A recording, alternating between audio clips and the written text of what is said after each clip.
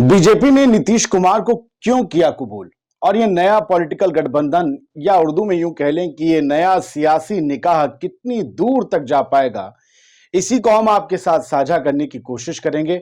नमस्कार, मैं हूं आदिल खान और आप देख रहे हैं दिक्कत।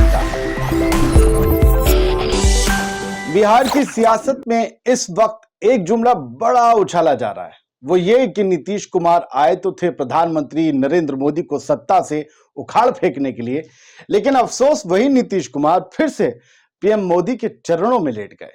लेकिन सवाल तो यह है कि नीतीश कुमार को आखिर बीजेपी ने कबूल क्यों किया? आखिर बीजेपी क्यों नीतीश कुमार के सामने झुकने पर मजबूर हो गई? सूत्रों के मुताबिक बीजेपी ने बिहार में एक सर्वे करवाया था, जिसकी रिपोर्ट ने दिल्ली में बैठे आलाकमान को सन्न कर दिया। रिपोर्ट बताती है कि बिहार में बीजेपी को पिछली बार के मुकाबले सीटों का नुकसान हो सकता है। बिहार में बीजेपी जिस ईबीसी को अपने पाले में लाने की मेहनत कर रही थी, उस ईबीसी के वोट बैंक में बीजेपी उतनी सेंधमारी नहीं कर पाई जितनी कि उसे उम्मीद थी। सूत्रों ने दावा किया है कि सर्वे रिपोर्ट कहती है कि इस बार एनडीए गठबंधन बिहार में करीब 10 से 12 सीटों के नुकसान पर है। मतलब 2019 के मुकाबले 2024 में एनडीए को 25 से 27 सीटें ही मिल पा रही हैं। ऐसे में बीजेपी ने 2019 वाला प्रदर्शन दोहराने के लिए नीतीश कुमार को अपने पाले में लाने का जाल बुना। उधर नीतीश कुमार की भी हैसियत बिन बीजेपी जीरो ही है। 2014 में मोदी का विरोध कर अकेले चुनाव लड़ने वाले नीतीश को लोकसभा की सिर्फ 2 सीटों पर ही जीत मिली थी।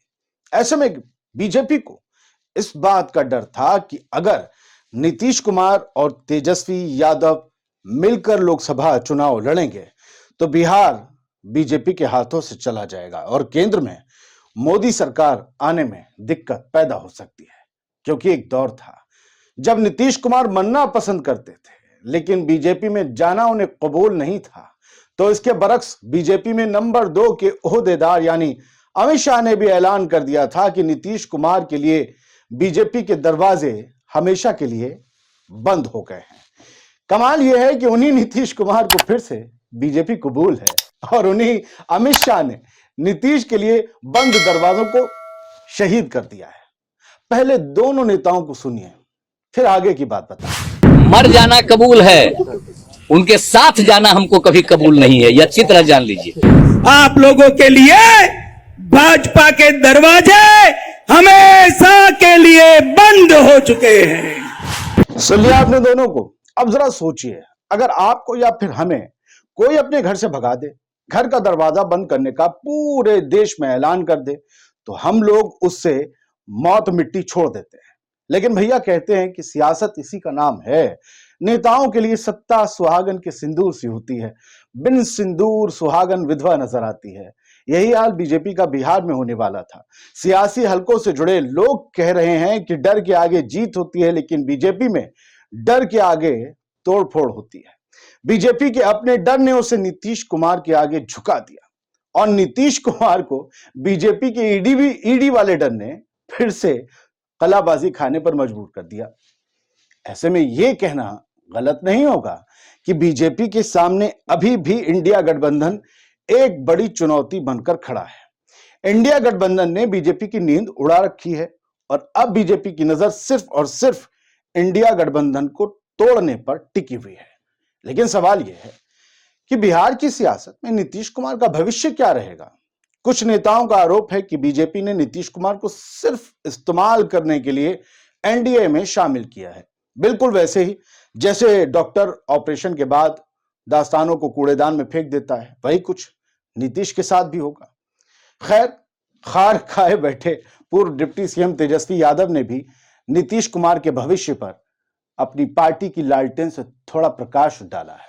जरा आप मर जाना कबूल है, उनके साथ जाना हमको कभी कबूल नहीं है, यह अच्छी तरह जान लीजिए। आप लोगों के लिए भाजपा के दरवाजे हमेशा के लिए बंद हो चुके हैं। हमें उम्मीद है कि नीतीश जी एनडीए में नहीं जाएंगे, नीतीश जी इंडिया गठबंधन को मजबूत करेंगे। नीतीश कुमार ने किसी को पहली बार धोखा दिया ये जरूरी नहीं, कहते हैं इसे धोखा कहते हैं। अखिलेश यादव भी कह रहे हैं ये विश्वासघात है। जॉर्ज फर्नांडिस उनके राजनीतिक गुरु, पार्टी उनके साथ शुरू की, फिर वो बाहर। शरद यादव फिर वो बाहर। ललन सिंह वो बाहर। अब आरजेडी तो दूसरी पार्टी है। नीतीश कुमार का बीजेपी में जाना कोई बहुत बड़ी खबर नहीं है, ना ही कोई ब्रेकिंग न्यूज है।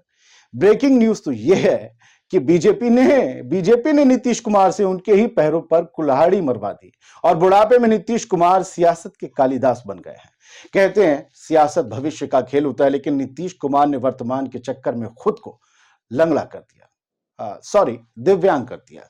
ऐसे में देखना होगा कि इस साल होने वाले लोकसभा चुनाव में बिहार की आवाम 2 बार धोखा खा चुके तेजस्वी यादव के माथे पर ताज रखेगी या फिर कई बार सियासी धोखा दे चुके चाचा पलटू राम का ही राज तिलक करेगी। चलिए ऐसा करते हैं कि इस मौजूदा उठापटक को, इस सिनेरियो को थोड़ा और व्यापक स्तर पर समझने की कोशिश करते हैं, थोड़ा आंकड़ेबाजी करते हैं। जेडीयू के पास महज 45 विधायक हैं, आप सब जानते ही। फिर भी बीजेपी तीसरे नंबर की पार्टी बिहार में, फिर भी बीजेपी ने नीतीश कुमार को मुख्यमंत्री बनाया है। राजद गठबंधन में भी कम सीटों के बावजूद नीतीश मुख्यमंत्री बने थे। 18 सालों से बंदा बिहार का किंग मेकर नहीं तो किंग जरूर बनता नजर आ रहा है, क्योंकि वही सीएम है। किंग मेकर तो सीएम बनवाता है, मगर ऐसा होता क्यों है? वो हर बार सीएम कैसे बन जाते हैं? 8 महीने जितना मांझी वाले निकाल देते हैं। बीजेपी जो कहती है कि उसका हर कार्यकर्ता मुख्यमंत्री बन सकता है, जो राजस्थान में पहला चुनाव लड़े शख्स को सीएम बना देती है, जो शिवराज, वसुंधरा, रमन सिंह को साइडलाइन कर बिल्कुल नए और कम प्रभावी चेहरों को सूबों का प्रभार दे देती है, भला वही बीजेपी नीतीश के आगे कमजोर क्यों पड़ जाती है? जो बीजेपी महाराष्ट्र, एमपी से लेकर कर्नाटक के गैर विपक्षी विधायकों की अंतर आत्मा को जगाकर अपने पाले में कर लेती है, वही बीजेपी नीतीश के आगे खुद सुस्त क्यों पड़ जाती है?